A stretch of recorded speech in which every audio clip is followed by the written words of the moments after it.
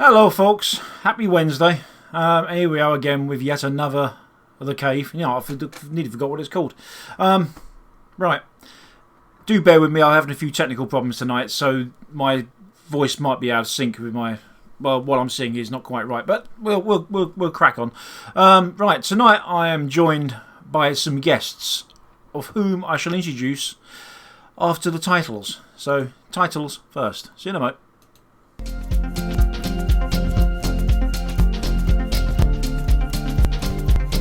Joytech UK are proud sponsors of vaportrails.tv.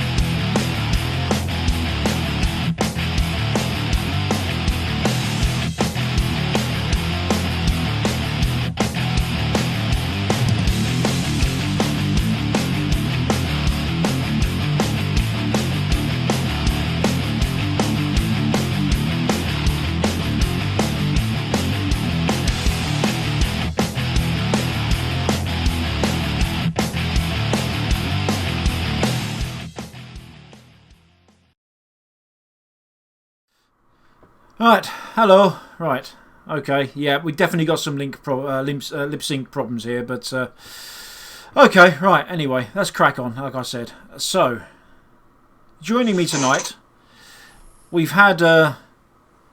Farsalinos and we've had Dimitri the Vaping Greek, and now we've got the two movers and shakers in Wales here. We've got Rhydian and we've got Simon. Say hello, Rhydian and Simon. Hello, Rhydian and Simon. Is Simon going to say anything? Oh, he is. Right, so there we are. Here tonight to talk about the vape meet on Sunday, and of course Simon has been paying a visit to the Welsh Assembly. So it might be a good idea if we start with that, would it? Yeah. Okay. Do you want to fill us in what you're doing there?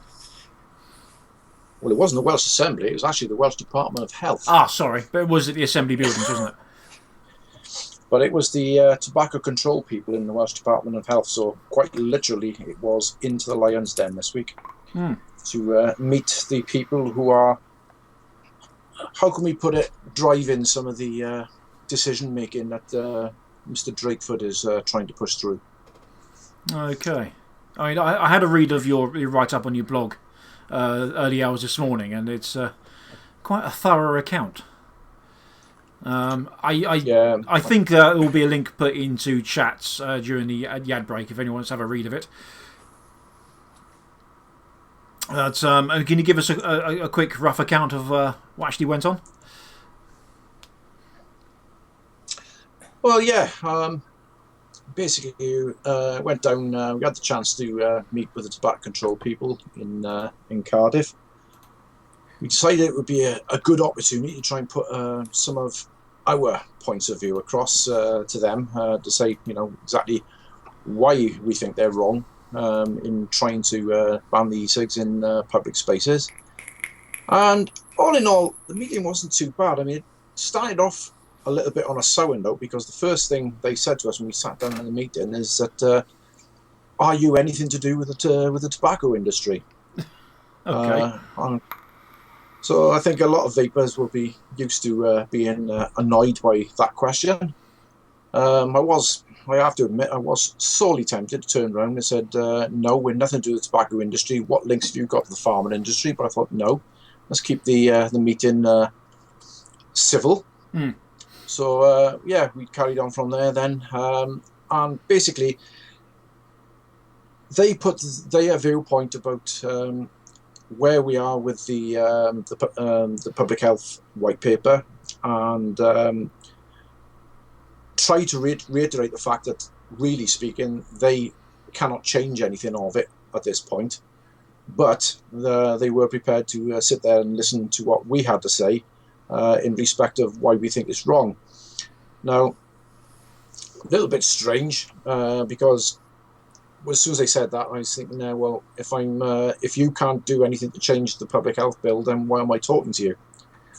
Yeah. But we persevered on, and basically went through a number of things that were going on that we've heard that have been going on from the assembly, specifically various things that Mark Drakeford has been saying, where his evidence is coming from.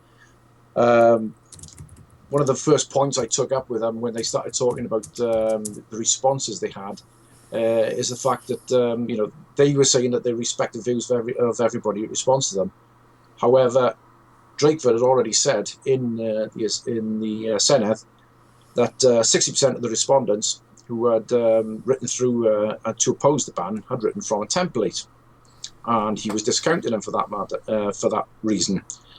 But in the summary of the public health white paper that came out then at the end of last year, they also said in that the NHS trusts had colluded in their response. So my question to them is, if the NHS trusts have colluded in their response, what's the difference between what they did and the fact that people have responded in a template letter? At the end of the day, people who have responded, whether it be by a template letter or not, have taken time to respond, and their views should be taken into account. Yeah.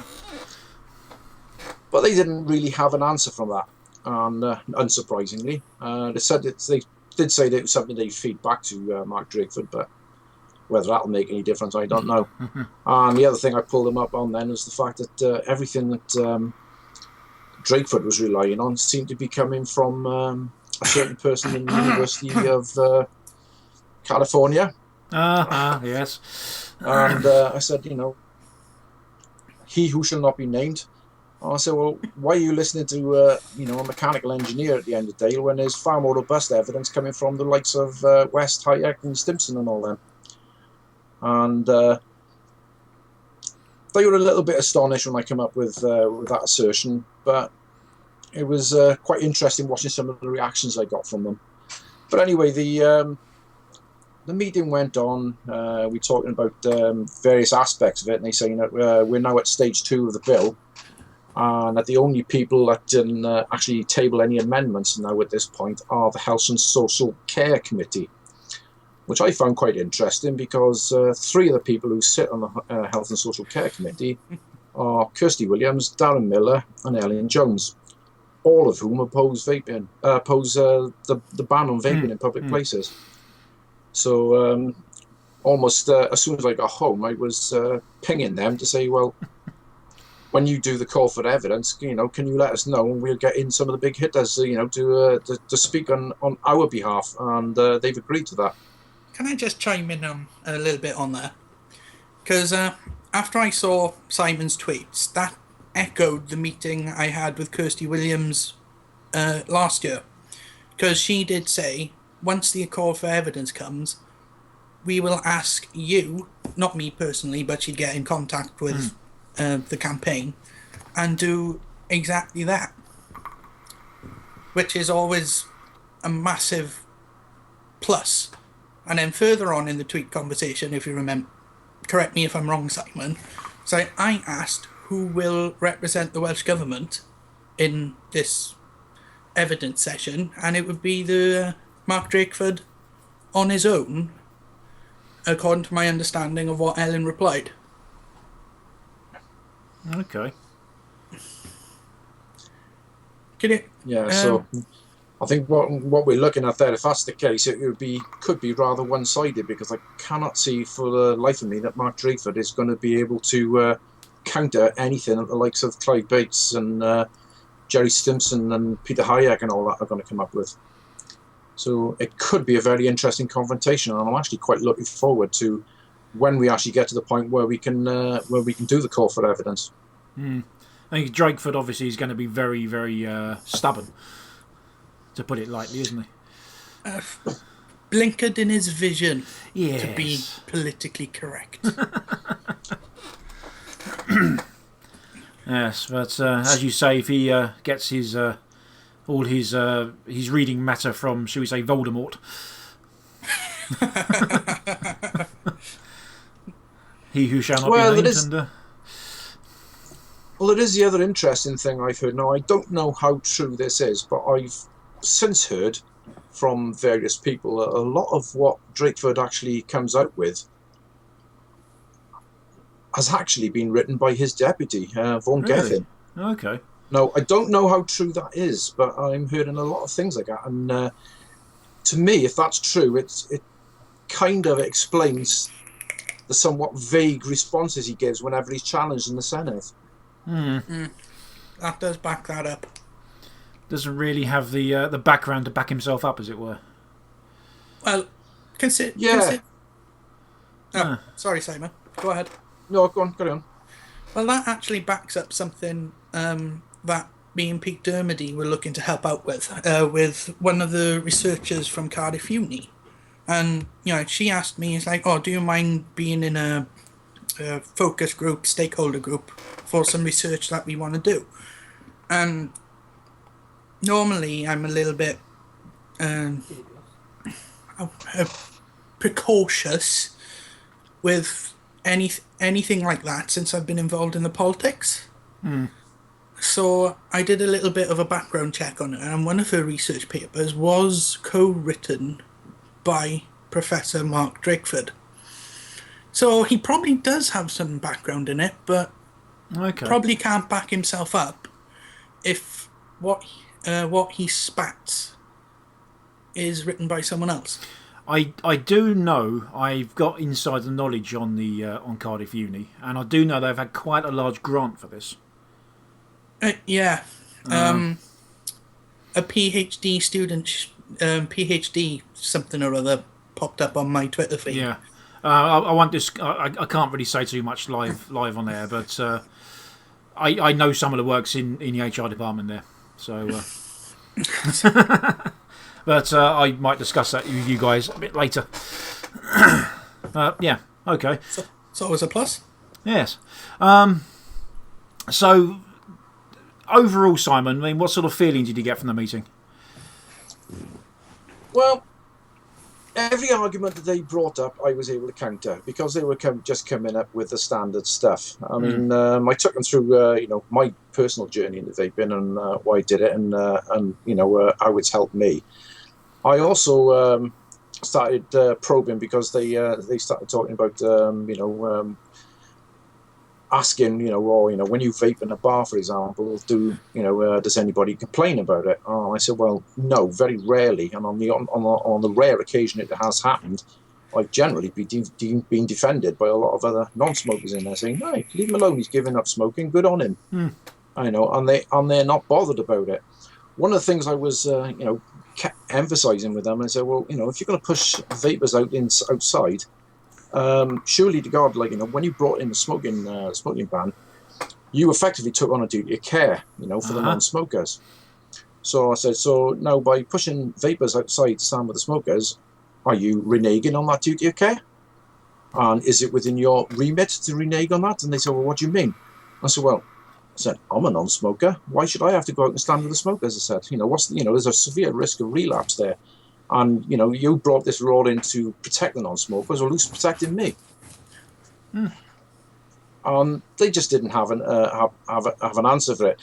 One of the women in the meeting did turn around and said, yeah, but you're still using nicotine and it's an addiction. And I just countered that and I said, well, actually, the studies that I've seen have proved nicotine in itself is not addictive. It's only addictive when it's mixed up with all the other chemicals that you find in a normal cigarette. So that argument doesn't really hold water. And then I pointed out to them, playing on with something that Peter Hydek's always said. And I said, how many cups of coffee have you had this morning? Yeah, because nicotine's no more harmful than caffeine. Aye, do you like a glass of wine in the evening and so on? Exactly. Yeah. So I mean. We pushed on that, and she tried pushing back, saying, that it's not really on, for somebody to go vaping in a pub because somebody else might not like it. I said, somebody not liking it is not a basis for legislating. I said, I might not like your perfume. I said, but nobody's looking to ban your perfume. I said, and I said, if anything, I said your perfume gives off far more chemicals than any e-cigarette does. Oh, shall we start campaigning for the Boots perfume counter to be outside? Yes. Well, exactly, and see, she just did not have an answer for it, and we started on then, when she's gone on about, well, how do we approach that? And I'm not sure everybody would agree with my solution, but what I've always said, like, is look, there are plenty of pubs, for example, that do not allow people to vape in them. What should happen is if a pub allows, is happy for people to vape in it, you put a sticker on the entrance on the door and say vaping is allowed here. Yeah. So if somebody doesn't like it, they see that sticker as soon as they're going into the pub, and if they don't like it, don't come in. Which is, I've said before, but that's how the smoking ban should have been handled. Well, exactly, yeah. I mean, this is the reason why the pubs are always empty. Yeah. Is because the vast, let's be honest, the vast majority of people who tended to go out drinking regularly during the week generally tended to be smokers anyway. Well, when the smoking ban came in England, I was living in England at the time. When the smoking ban came in, I just stopped going to pubs on a regular basis. I used to be every Friday, Saturday night in a pub. I stopped. And you're not the only one. There's a lot of people that have done that, I mean, I don't go out anywhere as much as I used to. In fact, I'll probably go out to a pub more often when I'm working away from home than when I ever do when I'm at home. Yeah. And the only reason I do it when I'm away from home is I got nothing else to do. Yeah, there's that. There's always that perk of working in London. Right, I'm just going to have a skim through chat, so just to see if there's any questions popping up. So not from what I can see, Matt. No. The trouble is, I have to look. Well, you can't see me very easily, but say my screen for chat is miles away. Mine's right there. Yeah, DD wants to ban perfume. Yeah. You can ban my aunt while we're at it. Her makeup's by Ready Mix.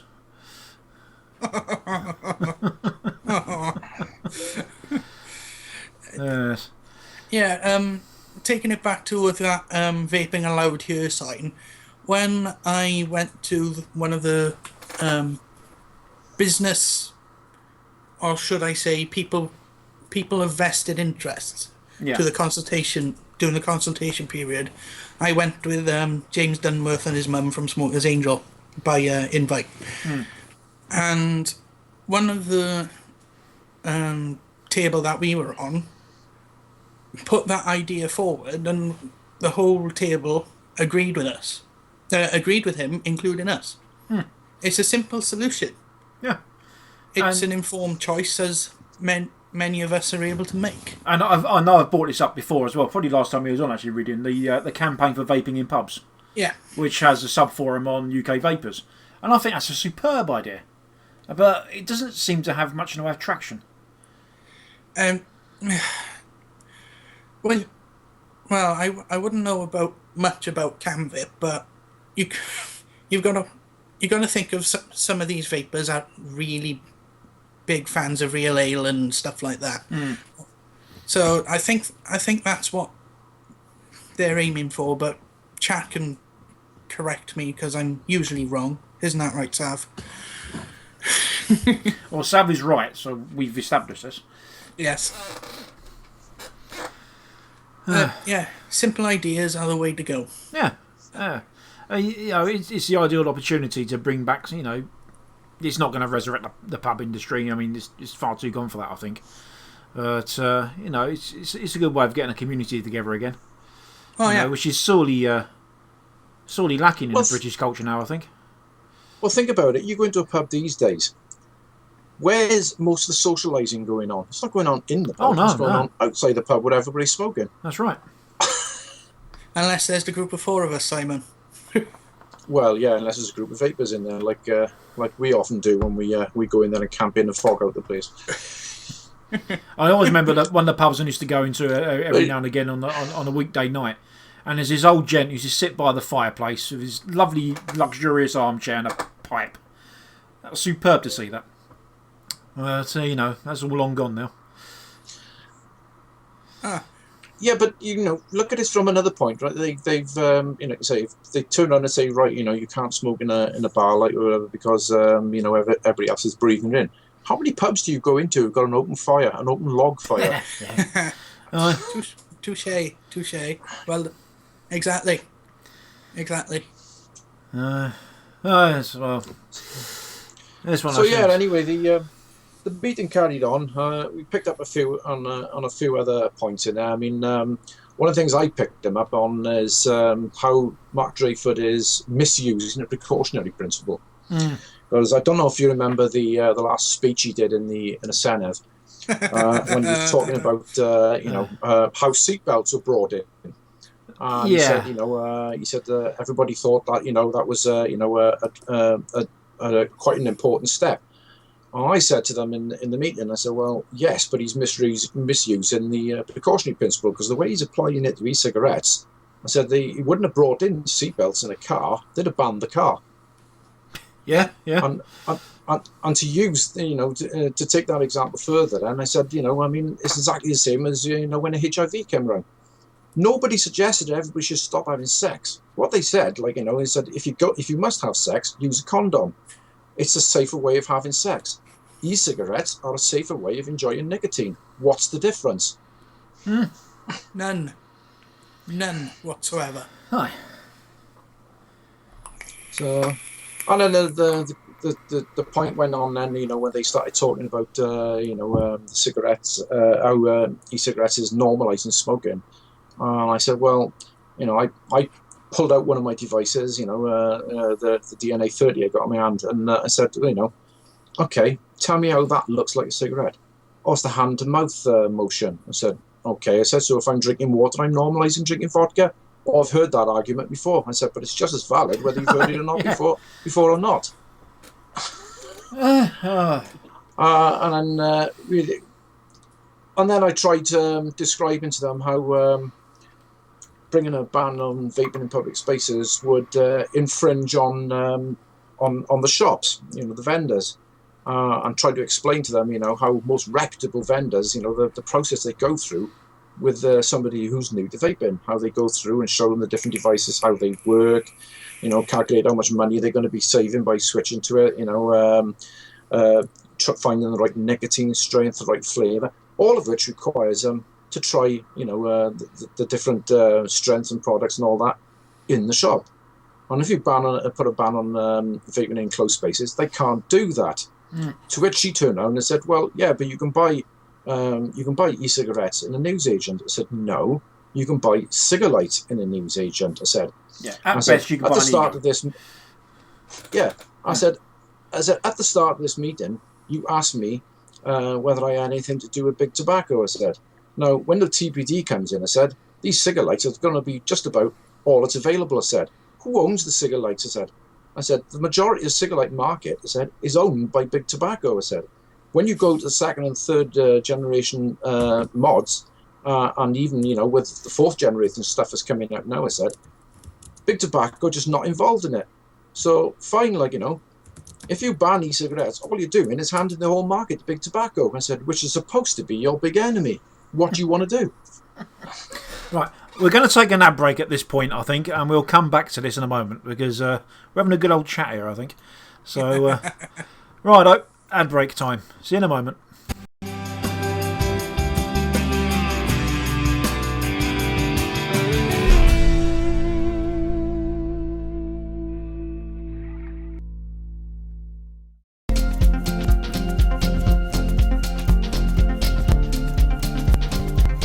Joytech UK are proud sponsors of vaportrails.tv. Healthy Vape, UK purveyor of e-cigarettes and e-liquids.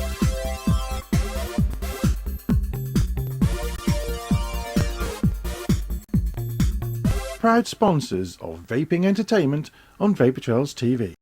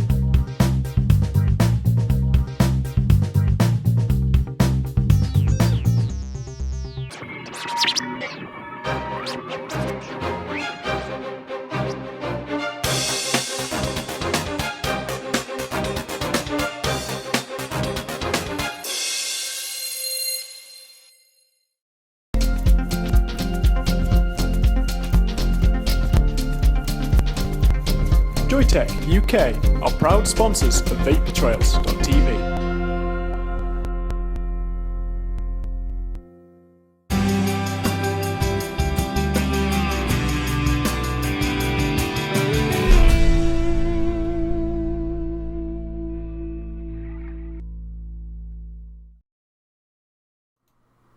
And we're back. We're just having a little chat amongst ourselves while the ad breaks are on, and Dave Dawn came up with a very, very good point in chat that some vapers are prepared to throw smokers under the bus.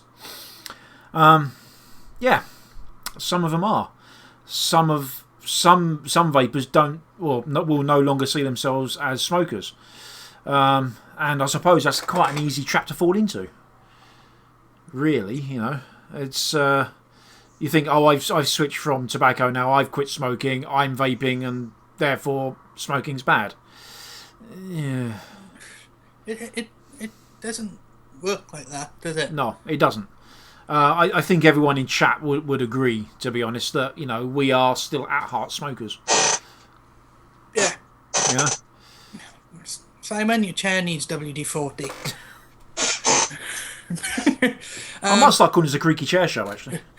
It wasn't the chair. Oh, right, fair enough. It was the dog, was it? Yeah, because But no, it's as we chatted, doing the ad break. Though, I mean, at the end of the day, I think we've all got, you know, relatively libertarian views that everybody, you know, should be allowed to do what they want to do. Like, you know, as long as it's not, you know, I suppose as long as it's not harming anybody else. Yeah. The problem is sometimes with the e-cigarette advocacy, you do end up having to go in areas where you might end up having to say something that could be construed as being detrimental to smokers. Now, it's not intentional. It's just that, you know, the way that the arguments sometimes go, that is the way that you have to defend yourselves. Now, as far as I'm concerned, I got no issue whatsoever with smokers. A lot of my best friends are smokers, like, or whatever. And, you know, I go down the pub with them. I sit there and I drink with them. Every now and again, they disappear outside to go and have a cigarette. That's fine. If that's what they want to do, that's fine. I prefer to use an e-cigarette. Like, you know, that's my choice. But at the end of the day, like, you know, it's nobody's right to tell us, you know, what we can and can't do with our own personal lives. And I will strongly defend anybody's right, like, you know, to do what they want to do. Yeah. I'll put my hands up right now. When I first started vaping, I was so enthusiastic about the fact that it actually stopped me burning tobacco. I was, should we say, a very over-enthusiastic advocate of it. I soon learnt that's really not the best approach. it's like one of the comments from David Lucker said, the worst critic of smoking is an ex-smoker. Yes. But yes. if you take everybody in chat now, and Dave Dawn being, you know, my example, you go, I have no problem with other people smoking. I don't, and I guess you guys don't either. No, not at all. My friends are mostly smokers, and occasionally, if the pub or the club is too warm, I go out with them. I expose myself, but that's my choice. Yeah. So, there's a guy I work with in the office. He's a smoker, and every couple of hours I'll go outside of him. that's because you're not allowed to do. Yes, you are. Well, I'm not allowed to vape in the office. Right, okay. But I will still go outside of him regardless, you know, even if I was allowed to vape, simply because it's nice to get out of the office and have a chat, you know. Yeah. So, and I've got no problem standing next to him and he's having a cigarette. What's the big deal? Just stand upwind. Well, it doesn't worry me. I've got my own views about passive smoking, so everybody does. There's also the fact that I was a smoker for X amount of years. I think a few bits of second-hand smoke aren't really going to do me any harm, you know. No, not at all. Yeah, but it also brought, you know, something I thought of for a long time. When I did have this discussion actually in the meeting I had with the Department of Health last week. It's something that Mark Dreyfus came up with again in the Senate when he was talking about human rights and all that. So I thought, okay, like, you know, I maybe can see your argument with the smoking and all that. However, the Human Rights Act says it is illegal to discriminate against people based on race, creed, colour, religion, so on and so forth.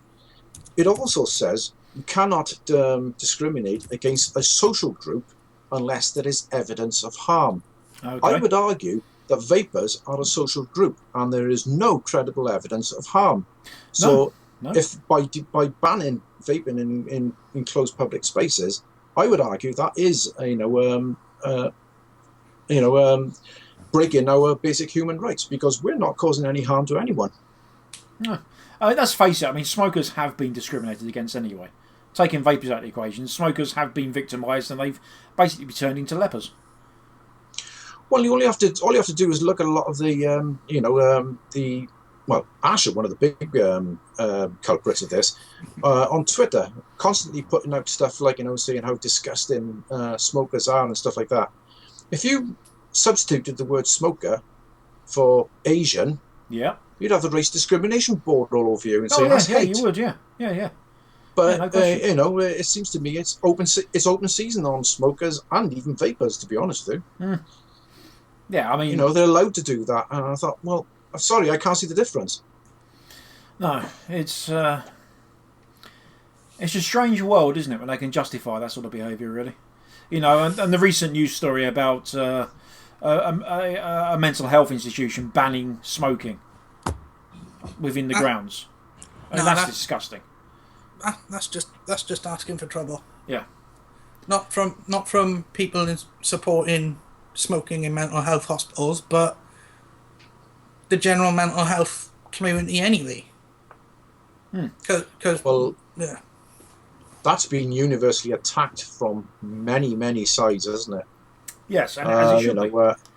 Yeah. So, I mean, I think they may well come to regret that one.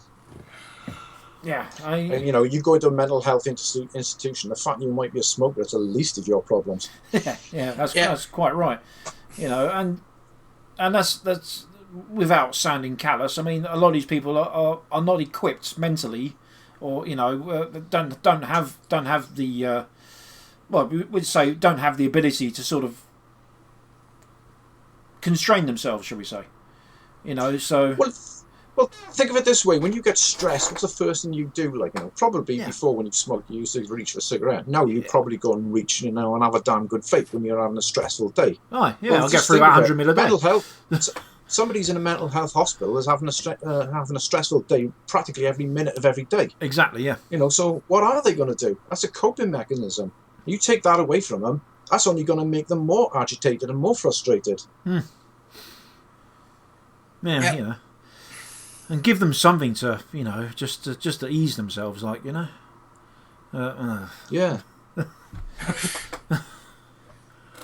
I mean, if they're not going to allow them cigarettes or whatever, then probably what's going to end up happening, they'll find that a lot of the let's say calming drugs are going to be inflicted on these people, to keep them quiet, which is probably not good for them either. No, but it's good for someone who makes them, isn't it? I wondered when you were going to put that in. Yeah, so that brings us into another area again then, where you had earlier this week or the end of last week, where GlaxoSmithKline admitted, that they considered entering the e-cigarette market because they're quite obviously worried about how much their NRT products are slipping. Yes, it's all being exposed. I've always thought, if they did go into the e-cigarette market, how it'd be interesting to see how quickly all the attitudes, the ants would change them, because all of a sudden, because it's pharmaceutical, it's one of the people that's probably funding them, that's selling them. Then they'd be all right. I'm sure they would. Oh yes, amazing we do a bit of spin, isn't it? Okay, right. Should we move on to the vape meets on Sunday? Yes, please. Okay, so I've got a list in front of me of the meets that are happening that have been confirmed so far. They're all at 11 a.m. on Sunday, the 25th of January. There's one at Birmingham, the Mailbox, Royal Mail Street, and the postcode for that is BR1 1RD. There's one at Bristol, it's the Cribs Causeway Mall. One in London at BMA House, Tavistock Square. London WC1H 9JP, and finally there's one in Cardiff outside the ITV Wales news studios. at the Assembly Square in Cardiff Bay. Charlie Yes. Foxtrot 10 for Papa Lima. Oh, I did one in phonetics. There we go. So, Rhydian, I know you're going. I am going indeed. And, I am in orange. You're in orange. Is there? I missed the boat on this. Is there an orange theme going on, or? Yeah, this the orange theme originates from the Flash Mob de la Vape, which was started in France. Right. Okay. Which was postponed because of the terrorist events there. And what the UK has decided is to join with them on the postponed date this Sunday. Okay. Yep. And I know that bit, but it's the orange bit I didn't get. yeah. I think like what we did with the BBC meets. Yeah. Most of the people turned up in black, to coordinate things. Yeah, that's right. And I think the orange theme is pretty much the same. I'm not 100% clued up on the orange thing because I haven't actually spoken to any of the vapers in France. But I'm sure people in chat could confirm why it's orange. But orange is the new black. I haven't got anything orange. I don't. I haven't either. Doesn't I think we'll have to take a Satsuma or something with us. Yeah. Will you be making an appearance there, Simon, or you got plans, or? Well, hopefully I will. Yeah, I mean, there's various things going on at home with me at the moment, but yes, all things being equal, yes, I will be there. And likewise, I fully intend to be there, but as I said earlier, things happened yesterday, which may mean that I can't attend on Sunday, but we have to see. But yeah, I mean, I think Andy Sutton's coming to Cardiff, isn't he? Yes, he is. So we'll be able to swap videos again. Yeah, because Simon might actually have something to say about Andy Sutton and videos in relation to Wales. Go on. Will I? Oh, right, you mean... That's a good place for Rhydian to freeze up on us by the looks of it. Yeah. Not the best or most flattering poses. I'm not quite sure what's coming there. No, he's he's back. There we go. Dramatic effect. Yeah, Andy Sutton's coming down on Sunday, not just to have a little bit of a swaff thing for the meet, but he's also said that he wants to have a little bit of VT from the Wales politics point of view, which we've discussed earlier. Yep. And the Save e-cigs campaign have been trying to get hold of Mr. Sutton to do a little video that puts the Welsh proposals in a bit of context. A bit like the video that was shared from America with all the coverings and... Yeah, the two parts. Normal shop and then complete regulated shop and how the experience changes. So that'll be interesting. If okay, I apologise, Rhydian, talking about then. I didn't have a clue until you started talking about it, but now you said it, yes, I do remember that they have spoken to me about it. I believe Dave Kidson's going to be at the Birmingham one, and I think a few others. I think Davey Malik might be there as well. Possibly Mr. A. Brook should be there. Mr. A. Brook, yes. I don't know where Mr. Dawn's going to be. Somewhere in the northeast, I'd imagine. Oh, with his contacts, he'll probably get one sorted on his own. He'll be everywhere in one go. Yeah. He has that power. He's like Father Christmas, but vaping. There we go. So yeah, that promises to be an interesting event. Are we going to the pub afterwards? Are we or? Yes. Okay. And according to B Pinker, the first round's on me. I think that's just to make sure. Are you pretending to be a table or in the purchasing sense? Either way, I'll be in the pub after it. Okay. Matt, if there's Strongbow cider there, Rhydian will be there. Oh yes. Other ciders are available. Yes, they are. I'm vaping some mixed fruit cider at the moment. Oh, I'm jealous. Hang on, not vaping it. That's what I'm drinking it. Oh, for God's sake. I knew what you meant, and I'm still jealous. It's quite nice, actually. I thought I'd make a change from the pear. Okay, so I think now we'll take another ad break. Is there anything else you guys want to add, or do you think... I don't think so. Simon pretty much covered all the important stuff. What do you think, Si? Well, I think one of the other things you could talk about, Rhydian, is our possible breakthrough, or maybe with a Labour AM that you met with and with Pete the other day. Oh, yes. Mr. Mike Hedges, our local Labour AM. He was... the way he came over in the meeting is that he could be quite persuaded onto our side. Because when I asked him his opinion on vaping indoors, and he said, I'm not personally bothered with it. But when I asked him, okay, what's your opinion on the proposals? And he went, there's no call for a ban. Which confused the hell out of me and Pete. But he did say that he is welcome to any evidence that would broaden his knowledge. Okay. So I'm trying to compile a supporting document to him and drip it through. Okay.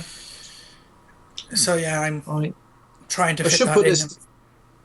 We should put this into context. I mean, the guy has cautiously been supportive of us for quite a long time. I mean, I have, quite often have had conversations with him across Twitter and via email.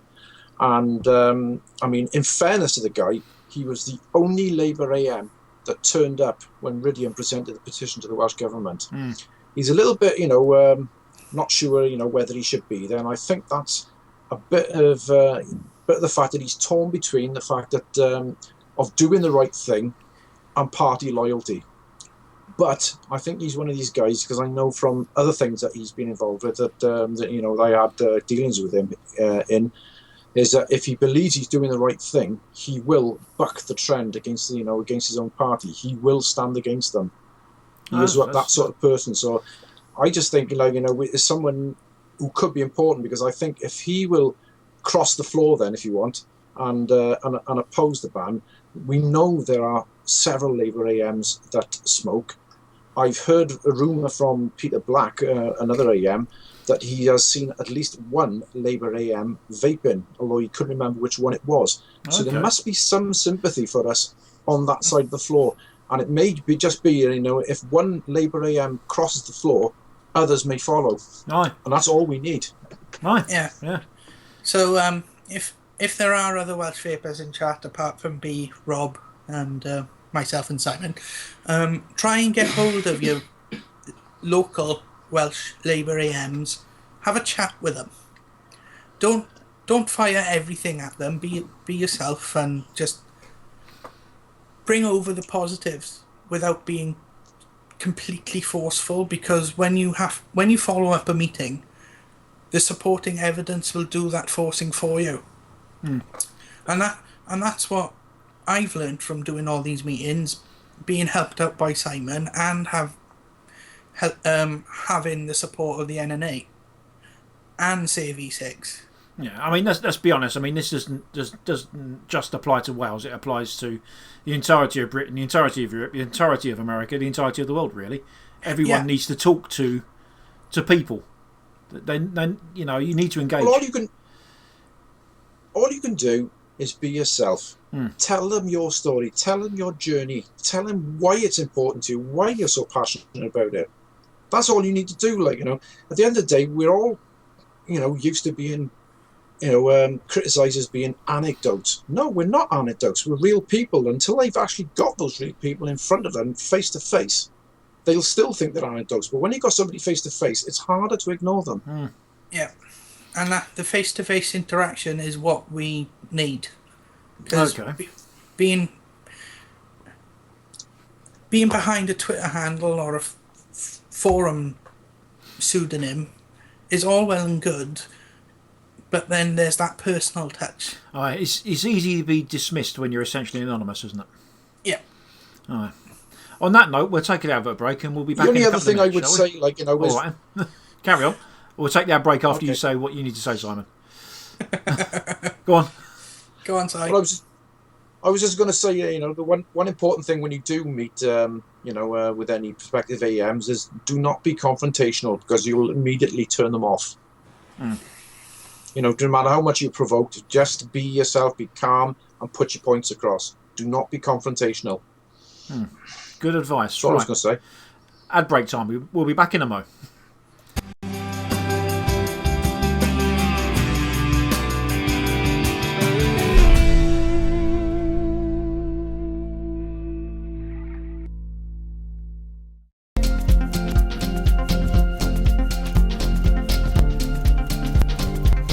Joytech UK are proud sponsors of vaportrails.tv.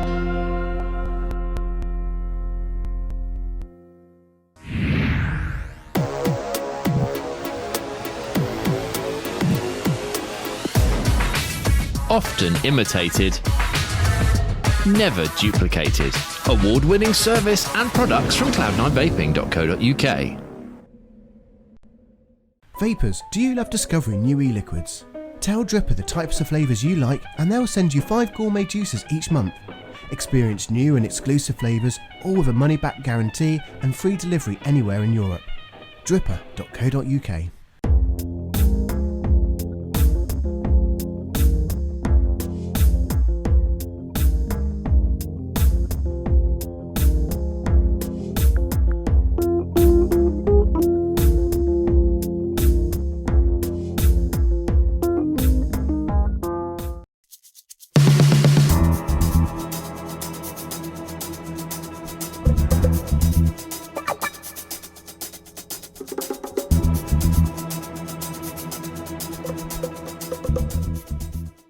What's in this e-cig cloud? Harmless water vapour, right? Pretty much, yes. Compared to a lit cigarette, it's much safer than smoke. But it contains nicotine, and nicotine on its own isn't toxic and doesn't cause cancer. If you're worried about switching to vapour, here are some facts. No tar, no smoke, no burnt tobacco. Cooking your evening meal produces more toxins than are found in exhaled vapour. Tobacco smoke contains toxins at very high levels, and vapour does not. And that vapour contains 6,000 times less carcinogens than cigarette smoke. Electronic cigarette vapour. There's nothing to be frightened of. The only dangerous electronic cigarette is a banned one.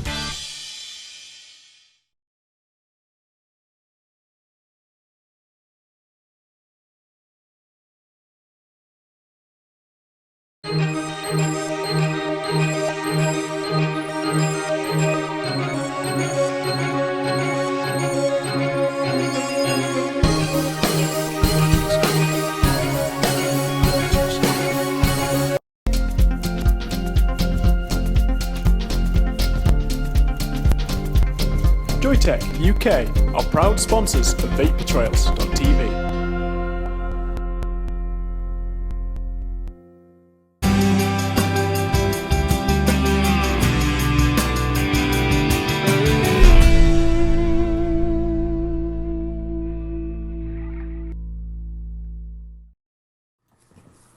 And we're back. Right, I was going to be doing some new building techniques and looking at DNA 40s again tonight, but you know, we was having such a chat. It seemed silly to sort of break it off now and do something else completely different. So we're going to carry on. So let's keep it a bit light now. So what have you guys been vaping recently? Go on, Ty. No, I'll let you go first. I have. There's a bit of a conflict of interest here because most people know where I work, but I'm actually on this at the moment. That's good stuff. Yeah, but the other half doesn't seem to like it on the exhale. She doesn't think it's nice. I've got some. I won't be able to find it. I've got some Mrs. Lord's orange. I can't think of the orange Seville marmalade. That's very nice. Yes, in a dark horse on a CL 100. Not a DNA 40 then. No. You do know it's the law now to come onto VCTV. You got to have a DNA 40. Well, you can count me out for future shows then. I can't afford that. Oh, come on now. No. I have a wedding to pay for. Oh yes, we forgot to mention that. Oh, go on. Massive vape meet in June because Rhydian is getting married, so we can have a massive vape meet at his wedding reception. That sounds ideal. So you're going to disclose the details there, really, are you? No. Oh, go on. Oh, we get Andy Sutton to come down and do your wedding video. The journey of a vaping advocate. Can you imagine the wedding photographs? Like, you know, you can sort of vaguely see this bride and groom behind this big cloud of fog. This one's got a white beard.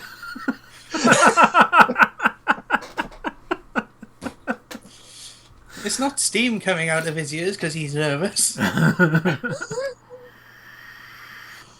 Oh, so June's the big day, yeah. is it? Ah. Well, congrats. Well, I'll say that. I'll say that maybe in about a year's time.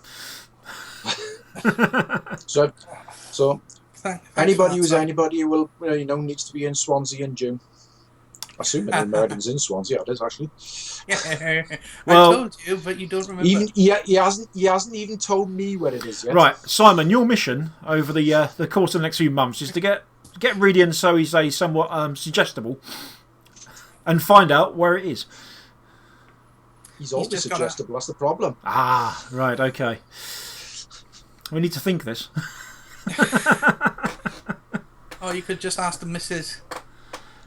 Yep, we could do that. I am not disclosing where our wedding reception will be to the vaping community so they can geek crash. I'm fully expecting her to put her head on the camera now. No, she's been banned for a bit. I'll just have to work out what his strongbow limit is. Yeah, there's a fine line between getting the truth and then just being a mess on the floor. Anyway, Simon, what are you vaping? Seamless. What am I vaping? Well, as everybody knows, I tend not to buy the bottled stuff from the stores. I tend to mix all my own. So at this moment in time, I have 80% VG mixed berry vaping on my various devices here. The one I got in my hand at the moment has got a Mutant X RDA on the top. It's a Hana Mods. Mm-hmm. And then on the other device, which is soon going to be converted to a DNA 40, as in that box. Uh-huh. So you've got a DNA 40, you're allowed on the show. I got a DNA 40, it's just not in anything at the moment, so I can't actually vape it. And that's got a Taiji RDA sitting on the top. So generally, when I'm in the house, that's all I use is RDAs. The only time I use a tank is when I go out, and the only tank I've got, which I particularly use when I'm out and about at the moment, is the Atlantis. Oh, okay. Not tried the sub-tank yet, then? Well, the Atlantis is a sub-tank, but yeah, I mean, the Kanga, I'm assuming you're talking about. Yeah, I haven't had one of them yet. Well, if you do make it on Sunday and I'm there as well, you can have a go on mine. I've got 3 of them. Yeah, you tend to have very strong nicotine content in your juices, though, don't you? No, 6 milligram. Oh, I thought you were on 18. No. At the presentation, I was vaping my 12 and his 6. That's how stressed I was. You should have thought ahead. I mean, you got access to make stronger juice, you know, Rhydian.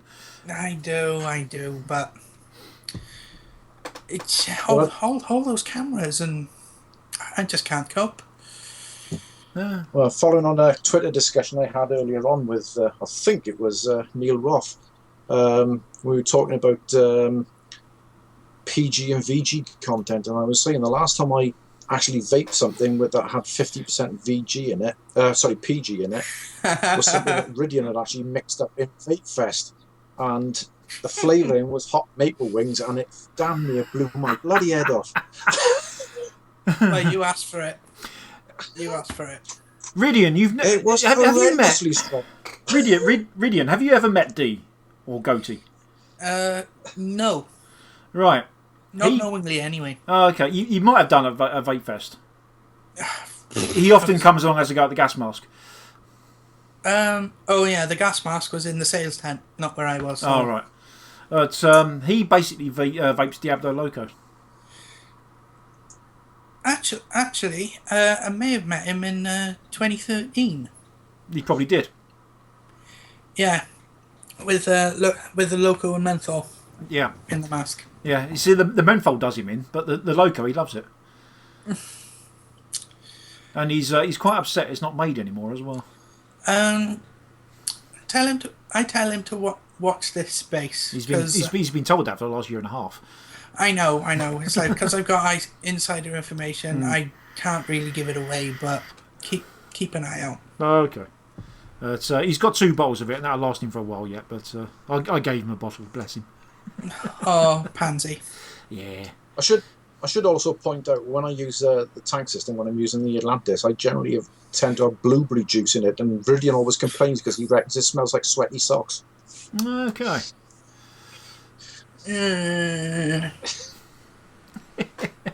So you like your fruit there, Simon, do you? I do, yes. I'm very fruity, me. I like a fruity vape as well.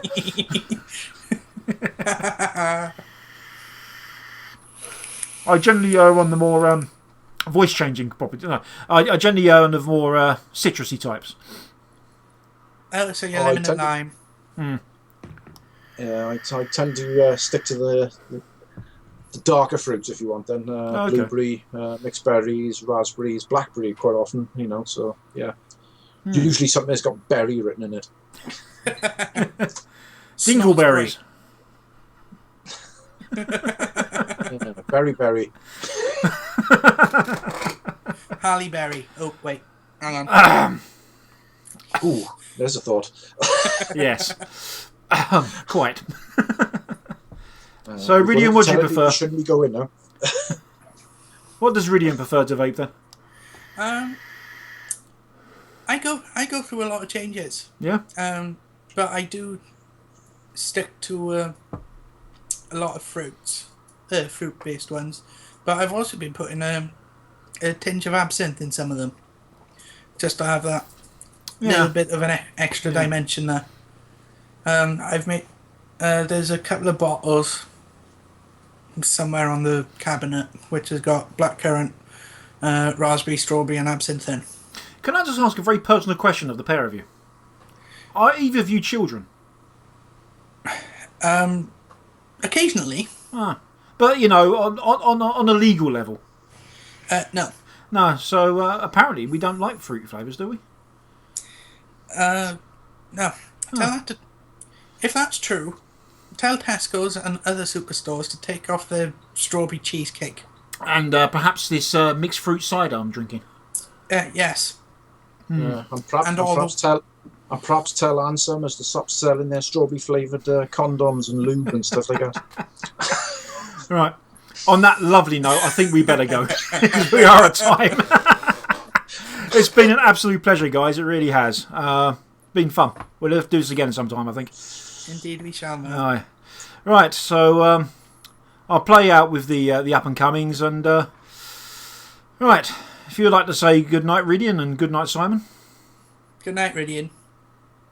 Good night, Simon. Cheers, folks. See you next week. Ta.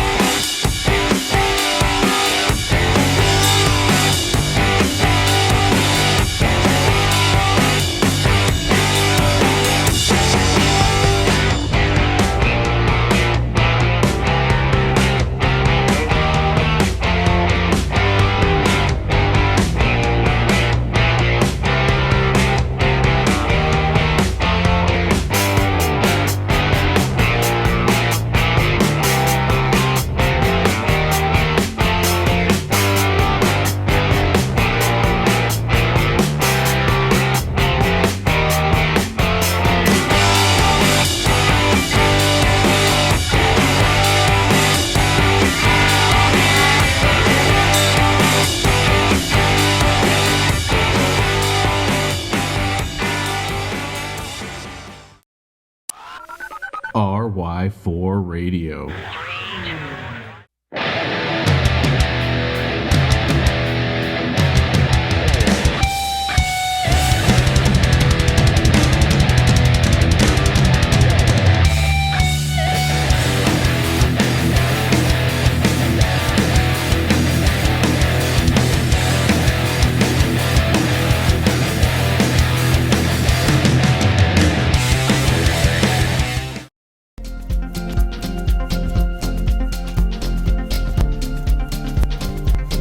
Joytech UK are proud sponsors of vaportrails.tv.